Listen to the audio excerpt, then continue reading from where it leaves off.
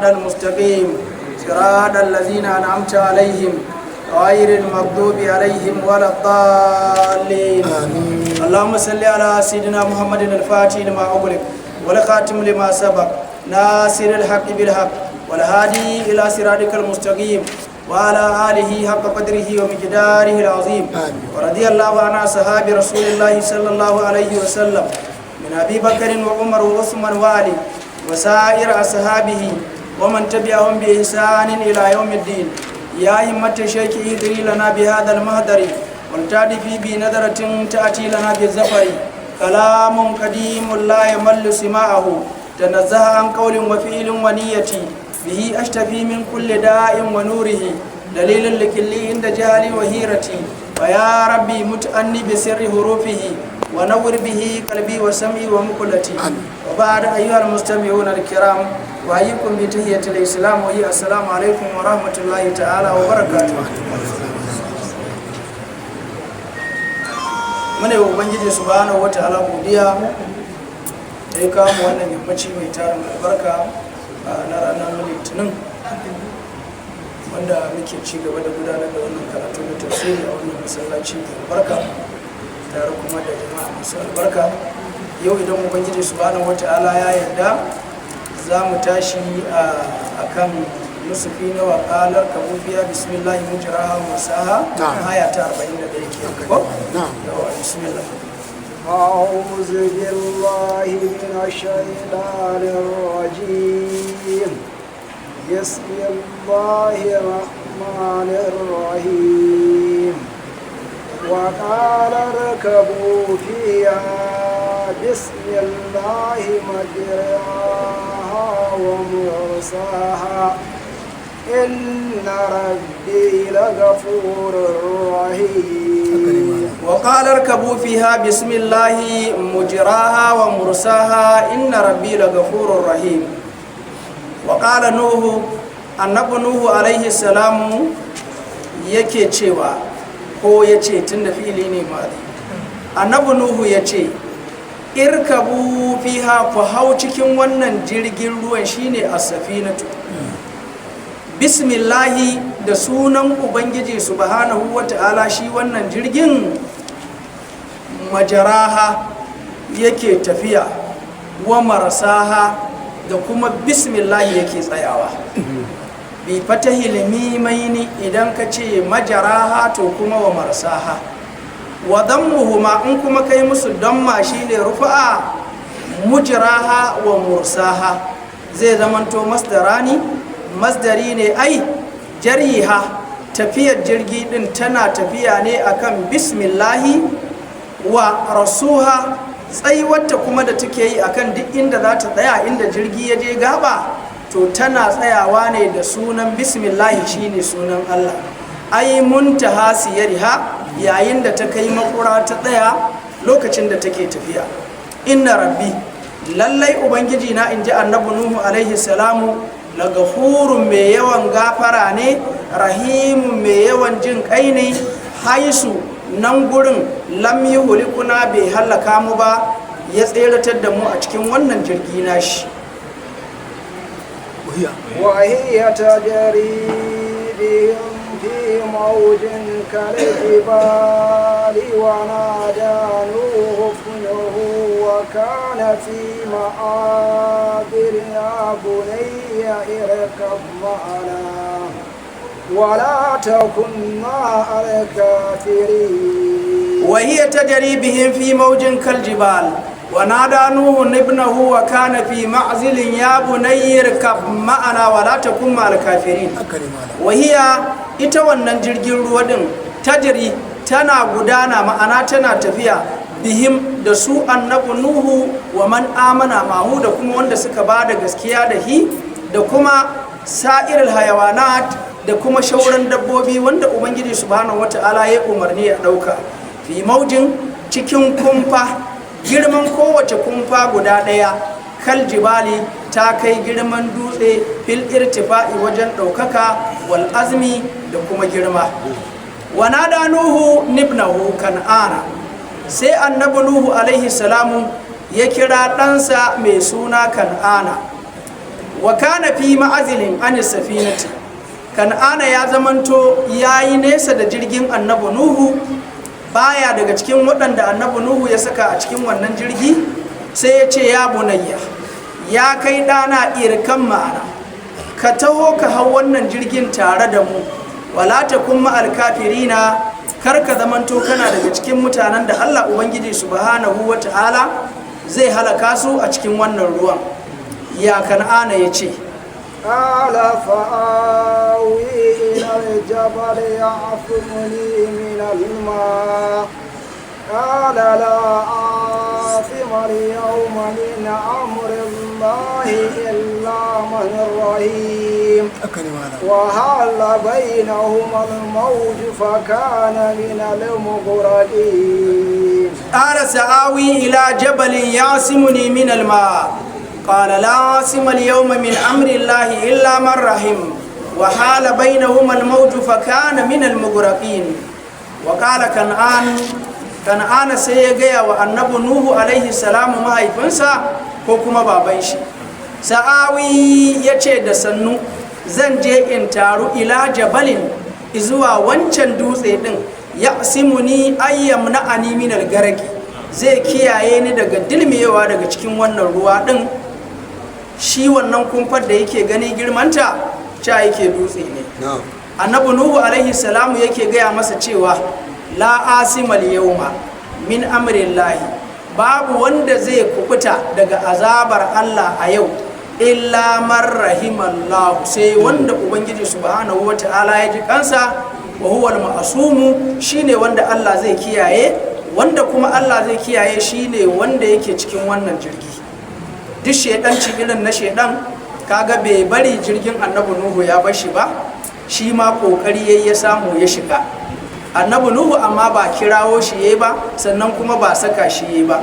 Daga ƙarshen dabbobin da annabi nuhu ya saka a cikin wannan jirgin ruwa shine jakihi ne na ƙarshe. Yana ta jan kafar jaki ya shigo, jaki ya ki shigowa. Daga ƙarshe annabi nuhu ya ce udkul ya mal'unu, shiga tsinanne. Kawai shi kenan jaki sai ya shiga. Sai da ya waiwaya sai kuma ya ga shedan a ciki, ya ce ya ce fita, waye shigo da kai? Ya ce a dakata, duk duniya wa ake cewa tsinanne in ba ne ba? Ahe shi ne ya kama jelar jakin ya rike, in annabi nuhu ya ja jaki kuma ya ja baya. Shi ne dalilin da ya sa bai samu shigowa ba. Sai ya ce to sai ya fita, ya ce a'a ka kyale ni, saboda idan ka bar ni wannan ruwan nima ba zai bar ni ba, amma zan baka wasu asirai guda 6. Zan gaya maka guda 3 kuma ba zan gaya maka ba. To annabi nuhu da ya ji za a kare shi da wani abu, tunda manzon Allah ma Allah ya yi masa umarni wa qur rabbi zidni ilman, yawwa, to da ya ji za a kare shi da wani ilimi sai ya ce to sai ya kyale shedan. Sai Allah ya turo mala'ika Jibril ya ce ka ce masa ya ce da shi wannan shedan din ukun da zai faɗa ya bar su, ya gaya masa wancan ukun da ya ce ba zai faɗa ba. A nan ɗin ma ya yi hedanci ɗin. Shi ne annabi nuhu yake gaya wa ɗansa yau babu wanda Allah zai tsere, babu wanda zai tsira sai wanda ubangiji subhanahu wata'ala ya tseratar, shine wanda yake cikin wannan jirgin ruwa. Qala ta'ala, sai Allah ya gaya mana cewa wahala bainahumul mawj, sai kumfa ta zamanto ta zama shamaki tsakankanin kan'ana da annabi nuhu alaihi salam. Wa kana minal mughriqin al halikina, sai zamanto yana daga cikin halakakku wanda ubangiji subhanahu wata'ala ya dilmiyar da su a cikin wannan ruwa. Menene dalilin da yasa annabi nuhu yake kiran ɗansa kan'ana, gashi kuma ya zamanto ba mutumin kirki bane? Hikima anan ita ce, malamai suka ce shi kan'ana bayyana musulunci yake yi amma kuma yana koya kafirci. Don haka annabi nuhu abinda yake a zahiri shi yake kallo, shi yasa yayi kiransa ya zo ya shiga cikin wannan jirgin ruwa, saboda ya san shi a matsayinsa na musulmi. Shi kuma a wajen ubangiji subhanahu wata'ala ahe kafiri ne. Yana ce masa ya zo don su tsira. Wasu ko malaman suka ce a'a, shi kwata-kwata ma labarin da za mu ji nan gaba, kwata-kwata annabi nuhu shi kan'ana ba ɗansa ba ne wanda shi ne ya haife shi. Wasu malaman suka ce a'a shi ne ya haife shi, zai yiwu tunda Allah ya ce yukhrujul hayya minal mayyiti wa yukhrujul mayyita minal hayy. Zai yiwu musulmi din ya haifi wanda ba musulmi ba, zai yiwu kuma wanda ba musulmi ba kuma ya haifi musulmi. Wannan abu ne mai sauki a wajen Allah. Wasu kuma suka ce a'a agolan gidansa ne, dan gidan matarsa ne, tunda ya girma a gidan shi, shikenan sai ake cewa shi ma dan gidan Nuhu alaihi salamu ne. To koma dai ya akai, aikin su ne ya bambanta. Ma'ana aikin Kan'ana daban, aikin kuma annabi Nuhu daban, ba irin aiki da ya suka yi ba.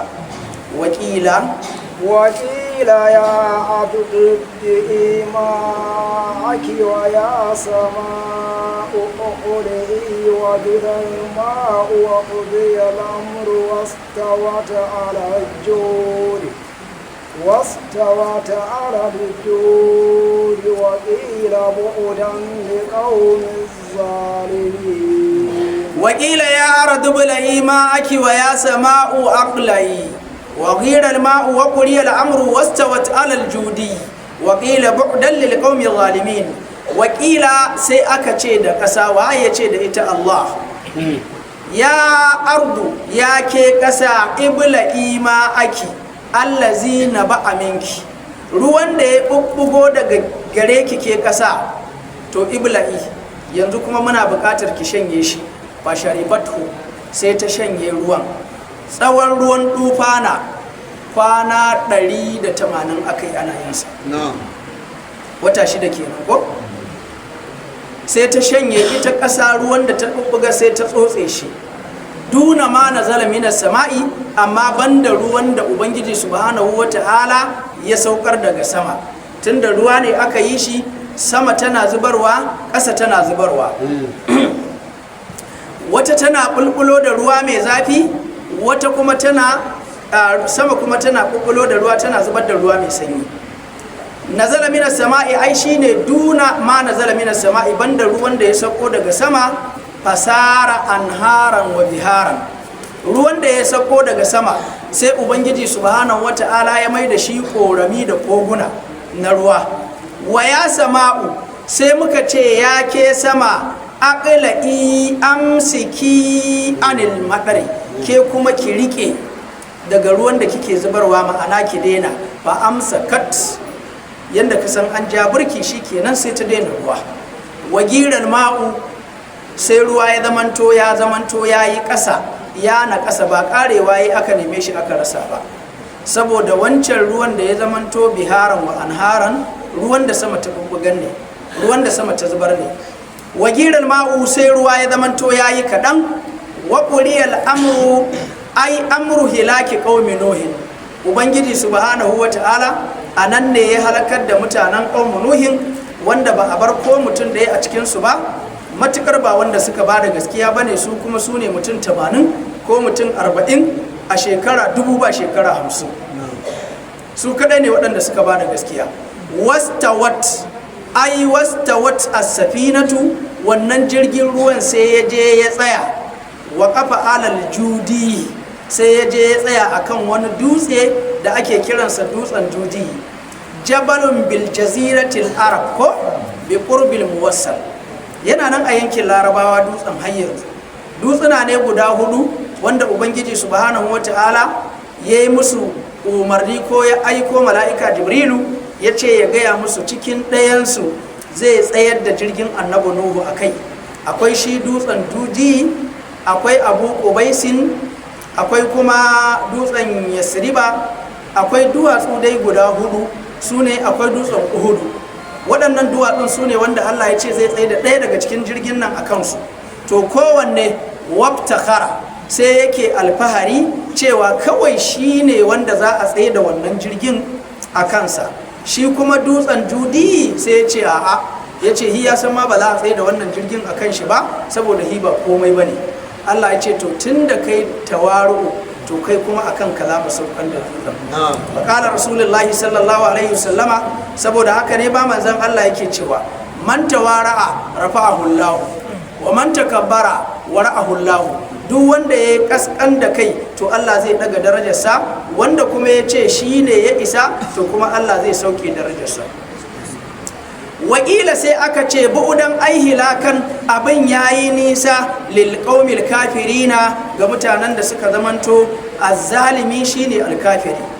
Kafiri ko bai taba zalunci ba azzalimi ne, wannan rashin bin Allah da yake shi ma zalunci ne. Wanada nuhun rabbahu faqala rabbi ابني من أهلي وإن وعدك حق وأنت أحكم الحاكمين.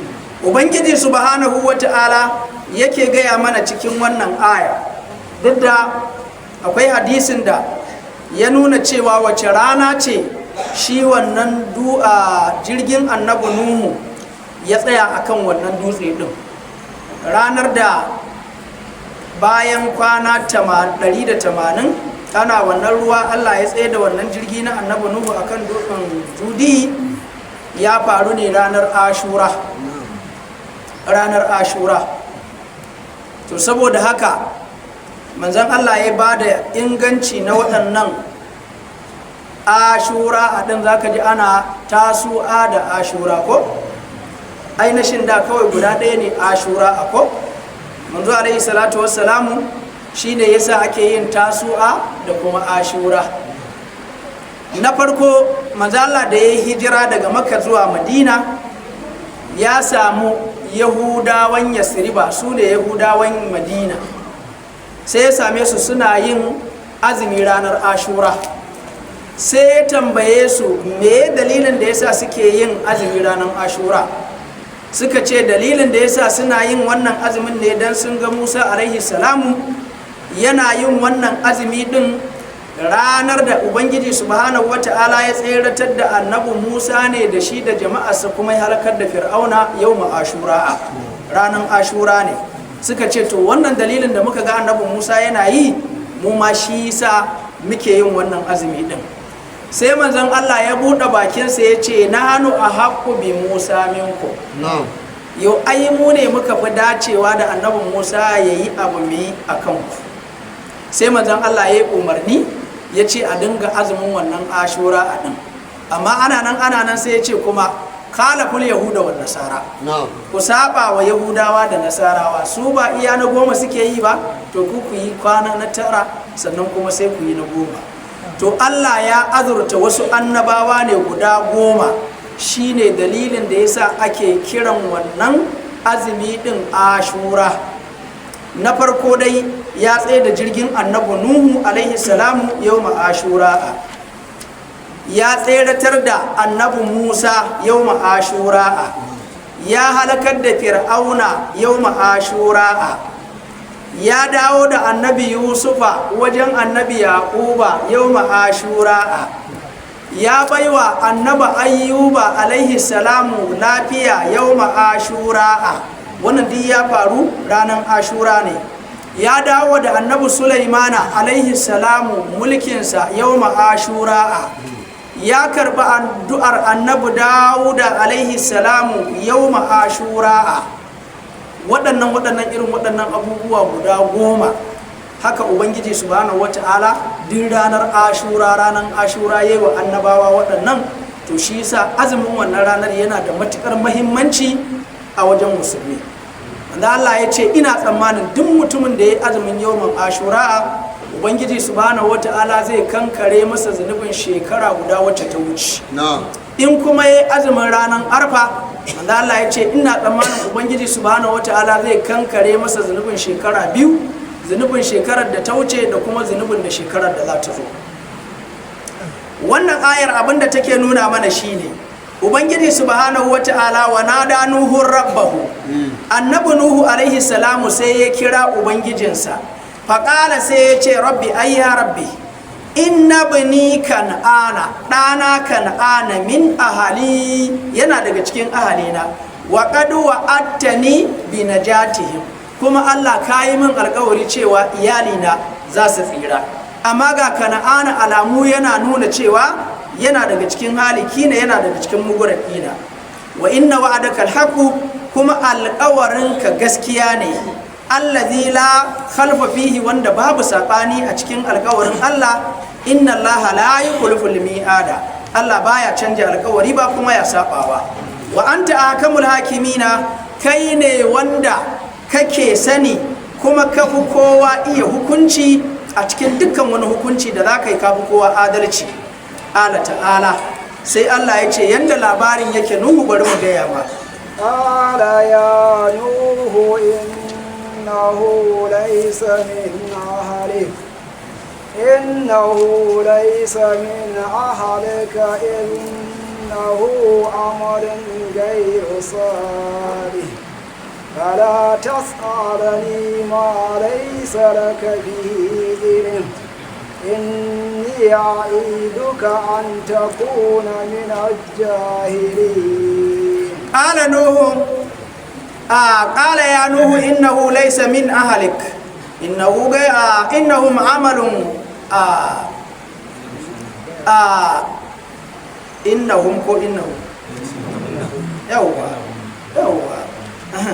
إنه عمل غير صالح فلا تسألني ما ليس لك به علم إني أعظك أن تكون من الجاهلين ubangiji subhanahu wata'ala wanda yake da sawi irin wannan sai ya gyara ko zai ga sun rubuta innahum ko innahu ne ko yawwa ta'ala Allah ya ce ya nuhu ya kai nuhu alaihi salamu innahu shi kana'ana laisa min ahlika baya daga cikin iyalinka annajina wanda zamu tseratar da su aw min ahli dinika ko kuma baya daga cikin addininka innahu shi kan'ana yanda sha'aninsa yake amalun gairu salihin yayi aiki kuma ba na kirki ba ai su'aluka iyaya bi najatihi dan haka tambaya ta da kake yi in tseratar da shi amalun gairu salih wannan lamari ne ba mai kyau ba ma'ana bai dace da kai ba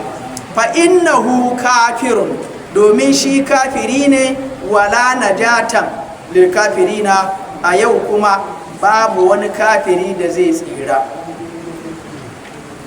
annabi nuhu ya yi amfani fa da iya abin da ya sani ne na zahiri kana'ana ya nuna ya ba da gaskiya da shi komai na addini da shi ake yi amma a zuciyarsa kafiri ne kaga kenan a yadda ya ce ya zo ya tsira bai yi laifi ba amma kuma saboda girmansa a wajen Allah kuma ya yi laifi imana hasanatul abarari sayyi'atul muqarrabina aikin da zai sa mu shiga aljanna to su kuma aikin alhaki ne a wajen annabawa hasanatul abarari aiki kyakkyawa na 'yan aljanna sayyi'atul muqarrabina aiki ne na kuskure a wajen makusantan Allah imana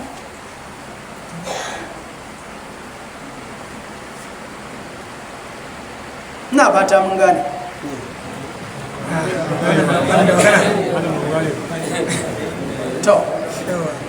to shikenan a hasanatul abarari aiki kyawawa na 'yan aljanna wanda in ka yi shi lada ma za a baka su kuma sayyi'atul muqarrabina aiki ne na laifi a wajen makusantan Allah saboda matsayinsu ai kaga yayi amfani da cewa kana'ana yana ce masa yayi ya bari a sha'anin addini dan haka me musulmi ne shi kuma a can a wajen Allah ba musulmi bane yace innahu amalun ghairu salihin ko to wannan tambayar ma da kai ta cewa a tsayratar da shi din kai laifi kaga duk da yayi aiki fa da abin da yake a zahiri saboda kusancin shi a wajen Allah abinda yan aljanna za su yi aiki su shiga aljanna da wannan abun to su kuma a wajen makusantan Allah su kuma in suka aikata wannan abun laifi suka yi saboda kusacin su da Allah misali yanzu bari mu dauki tsohon minista wanda ya sauka a nan Najeriya an ce idan kai dan Najeriya ne kana da albarkacin faɗa abin da kake so na bakin ka faɗa ka fahimta ko to yanzu da ni da kai za mu iya ɗaukar waya mu rubuta wannan tsadar rayuwa da ake ta yi gwara lokacin Buhari wannan gwamnatin ta Tinubu duk mu rubuta hemi wata guda muna yi ko kallo a wajen 'yan sandan garin nan ma ba mu kai ba to ka je ka samu kwanta muka ce hiya ɗauka ya rubuta yau he sun kira shi Abuja to me ya ja masa da gwamnati to wannan shi ne kai ba an baka da awu ba wala najatal shine hasanatul abrari abinda fa ka rubuta na korafin shi ma irin sa ya rubuta amma kai ba kai laifi ba amma shi kuma yayi saboda kusace shi wannan fa wanda ya ritaya ne aka sauke to ina da wanda yake kai shine hasanatul abrari sayyiatul muqarrabina wala najata lil kafirina a wannan rana din babu tsira a wajen wani kafiri kowa in dai kafiri ne a yau min al halikina yana daga cikin halakakku fi qira'atin bi kasr al mimi innahu amila kenan ya wala wazani fa'ila balan falal ko ne malamin sarf wa nasaba ko ghaira dinnan fadamiru li ibnihi lamirin yana komawa ne kan dan annabi nuhu shine kan'ana dan haka Allah ya ce fala tasalani bit tashdidi wat takhfifi fala tasalani bit tashdidi fala tasalani bit takhfifi ma laysa laka bihi ilmun abinda baka da sani akan sa min inja'i ibnika na tseratar da danka da kake kokari kai a wajenmu ba mutumin kirki bane inni a'izuka ni ina yi maka umarni ina jan hankalinka an la takuna minal jahilina ba za ka kasantu kana daga cikin jahilai ba bisu alika da tambayarka malam ta'alam akan abin da baka sani ba da aka gayawa annabi nuhu wannan me yace qala rabbi innaka ma laysa li bihi وإلا تغفر لي وترحمني أكن من الخاسرين. Haga daga nan sai ya tabbatar da cewa waccan tambatar da ya yi laifi tun daga shi yanzu yana neman abuwa. Ala rabbi ya ce ya Ubangiji inni a'udhu bika ina neman tsari amma min daga gare ka. An as'alaka a ce na tambaye ka ma laysa li bihi ilmun abinda ba ni da masaniya a kansa wa illa taghfirli ma farada minni idan baka yi mun gafara akan wannan furici da nayi ba na ce da tawo ya shigo wannan jirgin ruwa wa tarhamni baka ji kaina ba akun minal khasirina zan zamo ina daga cikin masu kuskure ba cikin tabbabu ba إلى يا نوح بسلام منا وبركات عليك وعلى ممن معك سنمتعهم ثم يمسهم منا عذاب عليم. إلى يا نوح wannan da masu a wajen masu karatun allo idan ka samu gardi wanda ya sha wahala wajen hada tilawa ko tilawa take haduwa to zaka ji irin waɗannan guraren akwai wasu kirari da suke musu zaka ji suna cewa ma ba wanda ya taba faɗin wannan gurin daidai wanda ya taba faɗa daidai yi ma mutuwa yi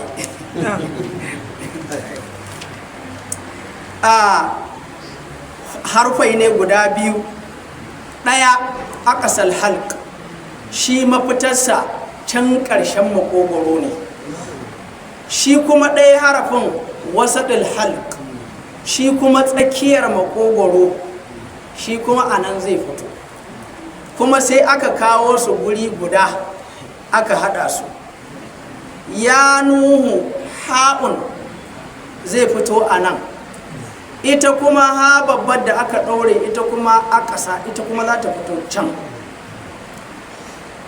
kuma duk an kawo su guri ɗaya to shine yake da wahalar faɗa wajen idan ka tashi furta shi ƙila ya nuhu yana da wahala furici wajen faɗa. Ya nuhu to shi yasa garada suke cewa wanda ya taba faɗan shi daidai mutuwa wai saboda wahala faɗa yawa kaga ba wanda zai kara ki. ila ya nuhu bidin bi salamin minna wa barakatin alayka wa ala umamin mimman ma'ak wa umamun sanumatti'uhum thumma yamassuhum minna azabun alim. ila sai aka ce ya nuhu ya kai annabi nuhu ihbit ai on zulmi na safinati, ka sauka daga wannan jirgin ruwa. Bayan annabi nuhu alaihi salamu ya saka wasu tsuntsaye guda biyu sun je sun kewayo masa duniya. Akwai hankaka ko yana daga cikin abin da annabi nuhu ya ce to ya je ya kewaya ya ga ya duniya take, akwai inda ruwa bai ci ba ko kuma inda ruwa ya kafe. To shi a hankaka wasu malaman sun ce shi annabi nuhu ya fara turawa. Shi kuma da ya tafi kawai sai ya je tarar da mushe ga sunan ba adadi, kawai ya tsaya cin nan kwana da kwanaki ya gida wani. Annabi nuhu da ya ga shiru sai ya sake tura tattabara, ya ce to ki je ki gano ki tun da wancan hini dawo ba.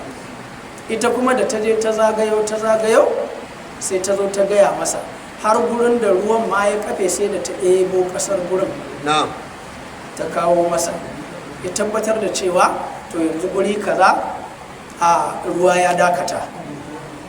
Bayan ta zo ta kawo masa saƙon da ake bukata, sannan kuma zuwa can sannan hankaka ya dawo. Ya ce he yanzu ka zo? Ya ce to kai mun la'ance ka. Ya ce din rayuwarka, ya ce a bakunta za ka kare ta har gobe kuma haka yake. Yau da hankaka zai sauka cikin mainar gidanka, ya kaga yaro yana la ga hankaka kullum a bako yake. Ya ce ke kuma tattabara, ya ce cikin aminci za ki rayuwarki ki gama, ba za ki ji tsoron komai ba. To in kana kiwonta don isa ma sai ka sa mata tukunya.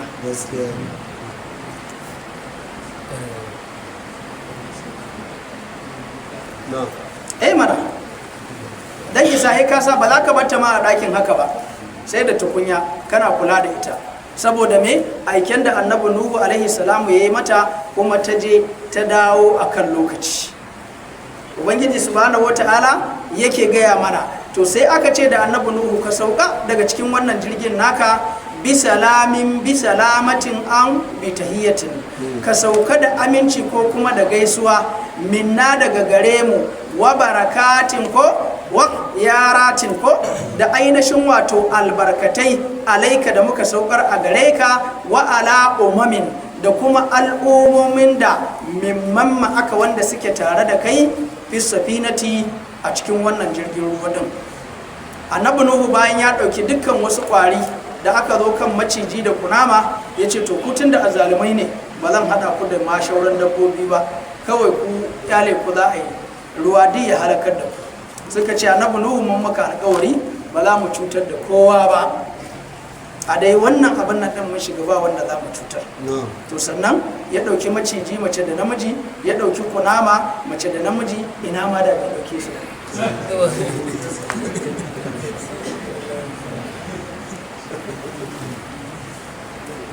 Ki ne fi safinati a cikin wannan jirgin ruwa din min auladihim ko daga ƴaƴansu wa zuriyatihim da zuriyarsu, wa humul mu'minuna, su ne mu'minai. To fa inda suka je suka saukan annabi nuhu alaihi salamu sai suka kirkiri wani gari, sai aka sa wa garin Samanon, garin mutum 80, maza 40 mata 40. Wannan alƙaryar ita suka gina ta a wannan zamanin bayan ruwan dufana. Wa umamun bi rafa'i ko mamma aka, kaga can aka yi ala umamin, nan kuma sai aka ce wa umamun bi rafa'i sai aka yi rufa'a. Mamma aka din nan waɗanda suke tare da kai ka ɗauke su, sanumatti'uhum fid duniya, da sannu za mu jiyar da su daɗi a nan gidan duniya, da me summa yamassuhum minna azabun alimun, sannan kuma azaba mai radadi za ta shafe su fil akhirati a lahira wa humul kuffaru, amma su ne wanda bayan kuma an sauka din suka bar hanyar Allah suka koma hanyar shaitan. tilka تلك من أنباء الغيب نوحيها إليك ما كنت تعلمها أنت ولا قومك من قبل هذا فاصبر إن العاقبة للمتقين. Ubangiji subhanahu wa ta'ala ya ce tilka min anba'il ghaibi nuhiha ilayk ma kunta ta'lamuha anta wala qaumuka min qabli hadha fasbir innal aqibata lil muttaqin. tilka hadhihi al ayati al mutaramminatu qissatu nuhin, wayancan ayoyi din waɗanda suka tattaro kissar annabi nuhu alaihi salamu min anba'il ghaibi, labari ne muke baka annabi Muhammadu, akabarun ma gaba anka, labari ne wanda baka nan aka yi shi. nuhiha ilaika muke maka wahayinsa ma kunta ta'lamuha, ko da baka kasanto zaka bada labari da shi ba anta kai wala qaumuka balantana kuma har wasu su tare daga cikin jama'ar ka a cikin masallaci su dinga cewa annabi nuhu zamanin sa kaza, shine min qabli hadal qur'an, kafin zuwan wannan alqur'ani din. don haka fasbir ala tabligi, ka ɗauki haƙuri akan isar da saƙon Allah, wa'aza qaumika, da kuma cutar wadda mutanenka suke maka, kama sabara nuhin, kamar yadda annabi nuhu ya ɗauki haƙuri shekara 1000 ba shekara 50 da ƙyar ya samu mutum 80, shi kuma manzo Allah mai shekara 23 yana kira ya samu mutum 100,000. daga nan ma za ka san annabi Muhammadu ba san annabi Nuhu ba. innal aqibata, lallai ƙarshen gida almahamuda abun godiya shine aljanna, lil muttaqina Allah, ga masu jin tsoron Allah ne. wa ila adin akhahum hud qala ya qaumi ubudullaha ma lakum إن أنتم إلا مفترون. وإلى ثمود أكاهم وإلى عاد أكاهم هودا قال يا قوم اعبدوا الله ما لكم من إله غيره إن أنتم إلا مفترون. وأرسلنا شيني والنواون وأرسلنا سيمك تورو مك أيكو إلى عاد إزوا آداوا akahum dan uwansu amma minal kabilati, dan uwansu ne a kabila ba dan uwansu ne a wajen addini ba. hudan shine annabi hudu alaihi salam. ala ya qaumi, da yazo abin da yace da mutanen ibudullaha wahiduhu, ku kadaita Allah, malakum ba komai a gare ku min din za'idatin ilahin gairuhu, wani ilahi macancancin bauta bil haƙi da gaskiya in ba Allah ba, ba ku da wani wanda ya cancanta ku yi bauta in ba Ubangiji subhanahu wata'ala ba. in ma antum ku ba ku zama ba fi ibadatikum, cikin bautar da kuke al'ausana, kuke bautar gumaka, illa muftaruna alkazibuna alallahi, kawai wannan ƙarya ce kuka ƙirƙira kuka danganta ta ga Allah. kuna ce musu abin bauta amma ba abin bauta ba ne. wa ilahukum ilahun wahidun la ilaha illa huwa, Allah ubangiji guda ɗaya shine abin bauta, babu wani ubangiji in ba shi ba. wa ya qaumi, sai yake cewa, ko aya ce, ya qaumi la as'alukum alayhi ajra in ajriya illa ala alladhi fadarani afala taqilun. wa ya qaumi la as'alukum alayhi ajra in ajriya illa ala Allah, illa ala alladhi fatarani afala taqilun.